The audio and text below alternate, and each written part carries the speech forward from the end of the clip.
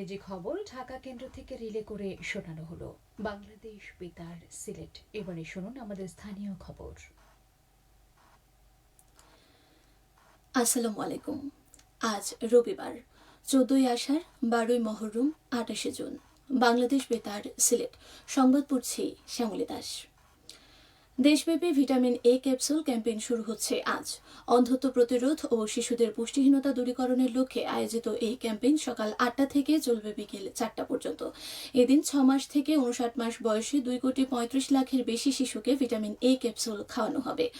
12টি জেলার 58টি উপজেলার 290টি ইউনিয়নের 714টি ওয়ার্ডে দুর্গম অঞ্চলে রাউন্ড বা ক্যাম্পেইন পরবর্তী 4 দিন চাইল্ড টু চাইল্ড সার্চিং কার্যক্রম চালানো হবে। এবারের ক্যাম্পেইনে 2,35,14,972 জন শিশুকে অন্তর্ভুক্ত করার লক্ষ্যমাত্রা নির্ধারণ করা হয়েছে। এর মধ্যে 6 মাস থেকে 11 মাস বয়সী শিশুদের নীল রঙের ভিটামিন এ ক্যাপসুল খাওয়ানো হবে 28,38,794 জন এবং 12 মাস থেকে 59 মাস বয়সী শিশুদের লাল রঙের ভিটামিন এ ক্যাপসুল খাওয়ানো হবে 2,05,76,178 জনকে। সরকারি হাসপাতাল, ইউনিয়ন, স্বাস্থ্য ও পরিবার কল্যাণ কেন্দ্র, কমিউনিটি ক্লিনিক এবং নির্ধারিত অস্থায়ী টিকাদান কেন্দ্রে শিশুদের ভিটামিন এ ক্যাপসুল খাওয়ানো হবে। আসন্ন এইচএসসি 2026 ও সমমান পরীক্ষা সুষ্ঠু, সুন্দর ও নকলমুক্ত পরিবেশে আয়োজনের লক্ষ্যে কেন্দ্র সচিবদের সঙ্গে মতবিনিময় সভায় যোগ দিতে আজ সিলেট সফরে আসছেন শিক্ষামন্ত্রী ডক্টর আ.ন.ম এহসানুল হক। শিক্ষামন্ত্রী সিলেটের মেন্দিবাগস্থ Jalalabad gas transmission and distribution system লিমিটেডের অডিটোরিয়ামে অনুষ্ঠিত মতবিনিময় সভায় অংশ নেবেন। পরে এইচএসসি ও সমমান পরীক্ষায় সুষ্ঠু, শান্তিপূর্ণ ও স্বচ্ছ পরিবেশে আয়োজন নিশ্চিত করতে বিভিন্ন দিক নির্দেশনা প্রদান করবেন শিক্ষামন্ত্রী। এছাড়াও পরীক্ষার সার্বিক প্রস্তুতি, কেন্দ্র ব্যবস্থাপনা, প্রশ্নপত্র নিরাপত্তা, নকল প্রতিরোধ এবং শৃঙ্খলা বজায় রাখা সহ বিভিন্ন বিষয়ে সভায় আলোচনা করা হবে। শুনলে বজ্রধ্বনি, ঘরে যাই তক্ষুনি, এই প্রতিপাদ্যকে সামনে রেখে সারা দেশের মতো সিলেটেও আজ পালিত হবে আন্তর্জাতিক বজ্রপাত নিরাপত্তা দিবস। দিবসটি উপলক্ষে দেশব্যাপী জনসচেতনতা বৃদ্ধির লক্ষ্যে বিভিন্ন কর্মসূচি গ্রহণের আহ্বান জানানো হয়েছে। এই উপলক্ষে সকল কেন্দ্র ও প্রচার ইউনিটকে আলোচনা সভা, কথিকা, স্লোগান প্রচার এবং বজ্রপাত বিষয়ে জনসচেতনতামূলক ঘোষণা নিয়মিতভাবে প্রচারের অনুরোধ জানানো হয়েছে। বাণিজ্য, শিল্প এবং বস্ত্র ও পাট মন্ত্রী খন্দকার আব্দুল মুক্তাদির বলেছেন, একটি রাষ্ট্রে বিচারহীনতার পরিবেশ সৃষ্টি হলে সামাজিক চুক্তি ও আইনের শাসন দুর্বল হয়ে পড়ে। সংবিধানে মৌলিক অধিকার, সমতা, বৈষম্যহীনতা, জীবন ও ব্যক্তি স্বাধীনতা, আইনের শাসন, ন্যায় বিচার এবং সামাজিক শৃঙ্খলা প্রতিষ্ঠায় আইনজীবীদের ভূমিকা অত্যন্ত গুরুত্বপূর্ণ।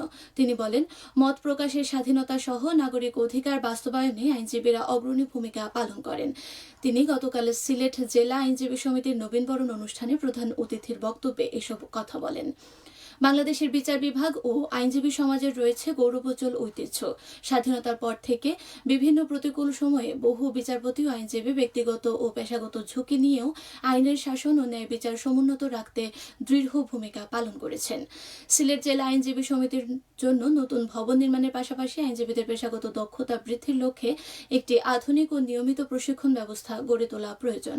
সিলেট জেলা আইনজীবী সমিতির নেতৃবৃন্দ, রাজনৈতিক ব্যক্তিবর্গ এবং গণমাধ্যম কর্মীরা এই অনুষ্ঠানে উপস্থিত ছিলেন। অল্প সময়ে স্বল্প খরচে সঠিক বিচার পেতে গ্রাম আদালতকে দেশের প্রান্তিক জনগোষ্ঠীর দোরগোড়ায় পৌঁছে দিতে গণযোগাযোগ অধিদপ্তরের প্রতি আহ্বান জানিয়েছেন স্থানীয় সরকার বিভাগের অতিরিক্ত সচিব ও জাতীয় প্রকল্প পরিচালক সুরাইয়া আক্তার জাহান। প্রকল্প পরিচালক সুরাইয়া আক্তার জাহান সিলেট বিভাগীয় পর্যায়ে জেলা তথ্য কর্মকর্তাদের সাথে গ্রাম আদালত বিষয়ক এক মতবিনিময় সভায় প্রধান অতিথির বক্তব্যে তিনি একথা বলেন। স্থানীয় সরকার বিভাগের আয়োজনে সিলেটের একটি অভিজাত হোটেলের সম্মেলন কক্ষে এই মতবিনিময় সভা অনুষ্ঠিত হয়। বিচারিক দীর্ঘসূত্রিতা কমিয়ে স্বল্প খরচে বিচারিক সেবা প্রদানই এর লক্ষ্য। হবিগঞ্জের চুনারুঘাট উপজেলার ক্ষুদ্র নৃগোষ্ঠীর প্রতিনিধিদের সঙ্গে মতবিনিময় সভা অনুষ্ঠিত হয়েছে গতকাল। উপজেলার চণ্ডীছড়া চা বাগানের এনটিসি বাংলোতে এই সভার আয়োজন করা হয়।